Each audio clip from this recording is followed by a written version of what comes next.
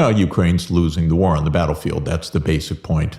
There's been a bit of a diversion with an incursion of some brigades of Ukraine and NATO mercenaries, so-called, into a fairly rural northern part of Russia. That got a lot of attention, but it's militarily meaningless. On the real battlefront, Ukraine has been attrited. In other words, Yes. they just don't have the people. They don't have the weapon systems. They don't have the air defenses.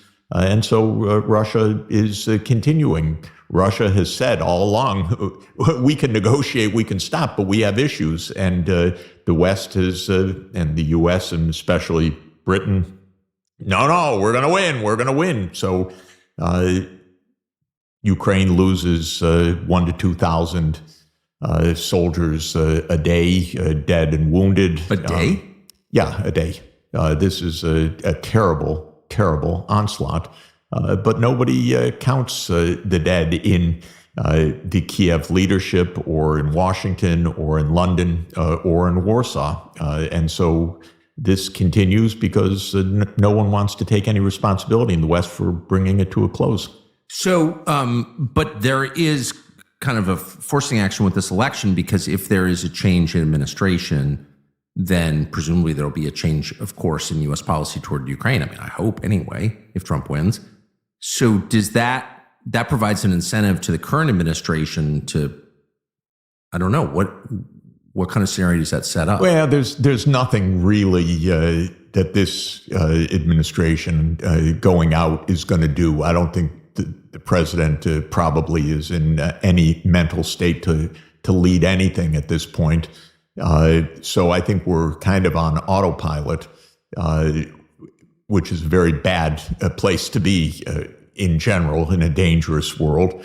There are no active discussions that we know of between the United States and Russia, which is the essence, the sine qua non of ending this war and ending it on a responsible basis. This is a war between the United States and Russia. It's not a war between Ukraine and Russia. This is the most basic point. This is a war provoked by the U.S., with U.S. intentions, with U.S. aims for NATO enlargement. And it would take a president that understands the basics of this and why this was so wrong-headed and such an absurd and tragic idea that dates back 30 years now inside the U.S. security state to bring it to a close. But Biden was not that person, clearly. Biden bought into this whole reckless approach 30 years ago already and has been part of this tragic adventure that was somehow going to bring down Russia, but in the end, it's destroying Ukraine. So yes, we need a new president, and we need a president that honestly understands what this has all been about. And the one thing that we've discussed, and the one thing that's absolutely true, is the American people have never been told what this is all about. They've been told exactly the opposite. And I don't think even now there's an appreciation that NATO forces, clearly U.S. forces in some form, federal employees or federal contractors, are fighting Russia. Oh, this is absolutely clear. We have a hot war with Russia right now. We are in a hot war because it's not only our financing, our equipment, our aims, our objectives, our strategy, our advice, but it's our personnel on the ground. They are not necessarily in U.S. uniform. Sometimes they're called mercenaries. Sometimes they're just not identified, but they are calling the shots, and Russia knows it. And that by itself is a big reason for alarm. Well, especially because Russia doesn't need to lob a nuke into Poland or Europe or the United States to fight back. Russia could disable critical American infrastructure without, being obvious about it. Like, we're very vulnerable if Russia decides to strike at us. Well, the horrible thing about this war from the start was that it could never conceivably have made sense for the United States to cross Russia's red lines, because either Russia would win on the battlefield, as it's doing, or Russia would lose on the battlefield and then escalate.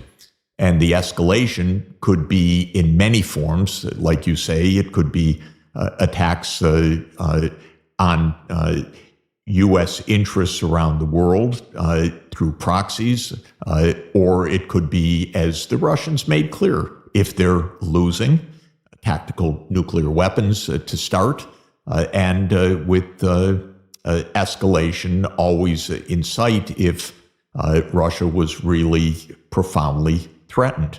So in the end, there was no path to success of a venture that started back in the Clinton administration, continued with Bush, Obama, Trump, and Biden, which was to push NATO to Ukraine despite the clearest possible, brightest, biggest red line that Russia could convey in peacetime, which is don't do that.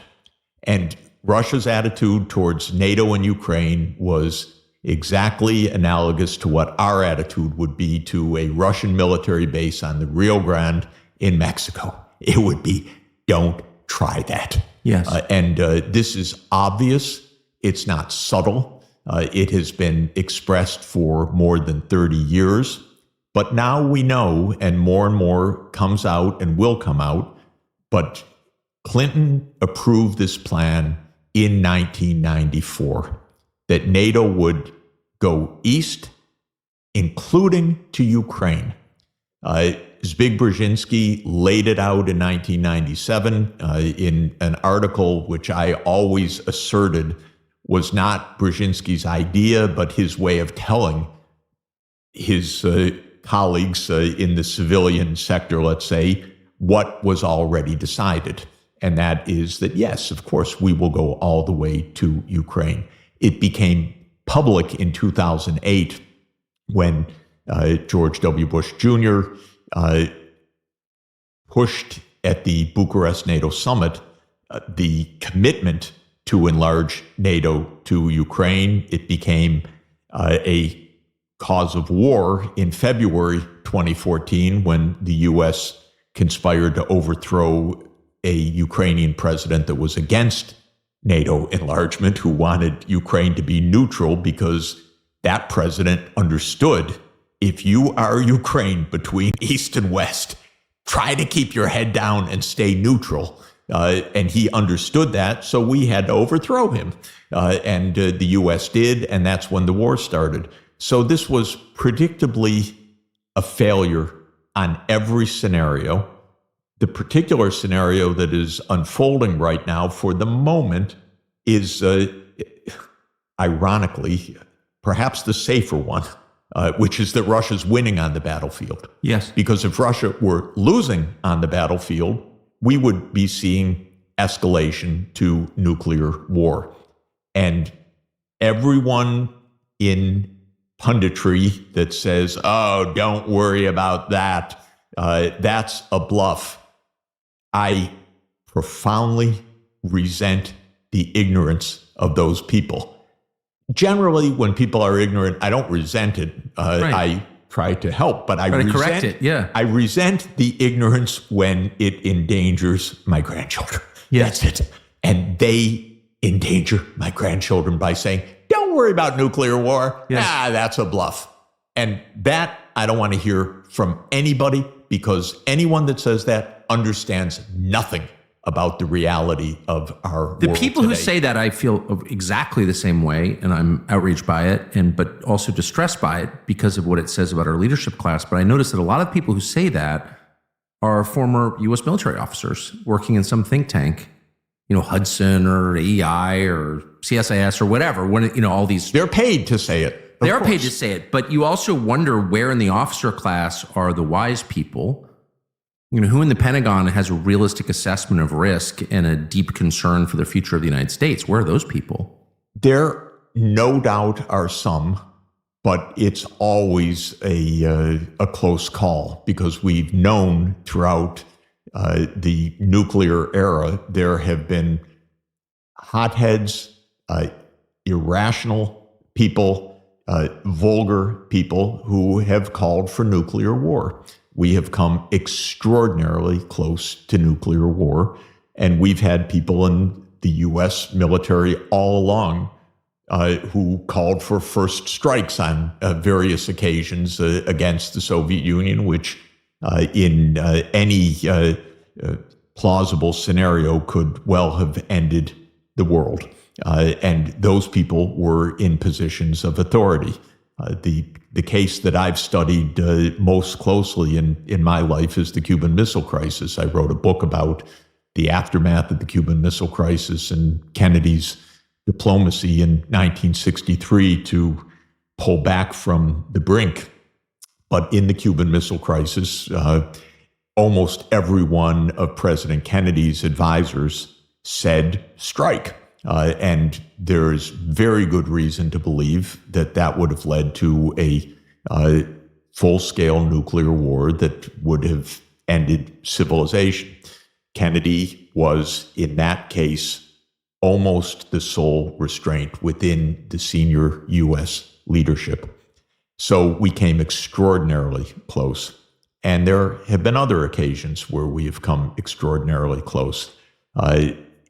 We have, I don't know if we discussed it before, but it's one of my go-to emblems for trying to help people understand the situation. The atomic scientists who were dead worried about this from the beginning of the atomic age in 1945 established this emblematic doomsday clock in 1947 in the Bulletin of Atomic Scientists. And what this is an expert view of how close or how far we are from nuclear war.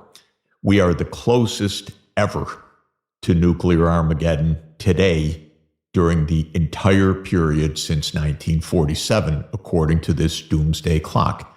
The doomsday clock started a few minutes from midnight meaning doomsday. Meaning Armageddon. And it went farther away from midnight or closer to midnight, depending on how the Cold War was unfolding, whether we were at the height of tensions or during a period of some pullback from the tensions. Well, suffice it to say that at the end of the Cold War I, because, and maybe it never really ended because the U.S. never really changed its attitudes towards Russia. But at the end of the Soviet Union in December 1991 and the beginning of 1992, and with the arrival of the Clinton administration, the atomic scientists put the clock at 17 minutes from midnight. That's the farthest that it has ever been since the beginning of the nuclear arms age. Every president since then has brought us closer to Armageddon. Clinton, Bush, Obama, Trump, Biden. Everyone inherited a clock that they then pushed, I think, through U.S. provocations and policies, all these wars of choice, all these invasions of the Middle East, all this NATO enlargement, all of the disdain for anything Russia or China says. How dare they even express an opinion? We're the only ones that can have an opinion. The disdain for Iran, evil.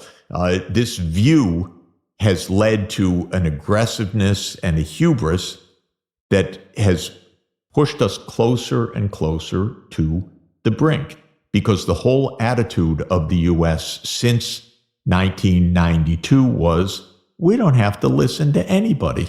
We don't have to listen to Russia.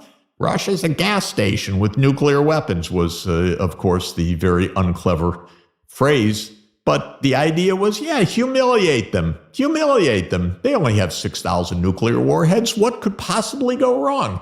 Of course, the way we treat China, the casual talk in Washington these days about, the likely war with China. You have people in service, generals, talking about, there could be a war with China in the next 2 or 3 years. Are these people mad? Are they out of their minds? Do they have any idea what they're doing? But typically, and the theory of our system is we have a president, civilian, who is responsible for keeping our country safe, not pushing us to the brink. But of course, we don't have such a president right now. Even when he was functioning, he wasn't keeping us from the brink. He was making declarations that, for God's sake, that man must go, speaking of the president of Russia, as if that's the American choice. Well, that's not something one should say about even an adversary, but a counterpart that happens to be the second nuclear superpower. But that's how we have acted. And Biden walking off soon after his meeting with the Chinese President Xi Jinping, and then muttering, I think it was as usual at some kind of donor gathering, oh, he's a dictator. The idea of the arrogance and the disdain and the silliness, but the attempt to humiliate the counterparts, that's why in this doomsday clock, we are now 90 seconds to midnight. And from all that I see and know, I just got back from an extended trip through Asia and Europe and talked to many leaders along the way. There's worry everywhere. There is absolute worry everywhere. Every leader I spoke to, and it was a number of them, what is happening with your country? Are we being pushed to war? Why do we have to choose between having trade with China or having trade with the United States or having trade with Russia? Why are sanctions on Russia applying to us and breaking our economy?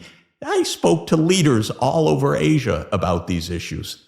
And the answer is there is no good answer to this. And there is no way to say to them, don't worry, everything's under control, because it's not. Most of us, well, actually all of us, go through our daily lives using all sorts of, quote, free technology without paying attention to why it's, quote, free. Who's paying for this and how? Think about it for a minute. Think about your free email account, the free messenger system you use to chat with your friends, the free weather app or game app you open up and never think about. It's all free. But is it? No, it's not free. These companies aren't developing expensive products and just giving them to you because they love you. They're doing it because their programs take all your information. They hoover up your data, private, personal data, and sell it to data brokers and the government. And all of those people who are not your friends are very interested in manipulating you and your personal political and financial decisions. It's scary as hell. And it's happening out in the open without anybody saying anything about it. This is a huge problem. And we've been talking about this problem to our friend Eric Prince for years. Someone needs to fix this. And he and his partners have. And now we're partners with them. And their company is called Unplugged. It's not a software company. It's a hardware company. They actually make a phone. The phone is called Unplugged.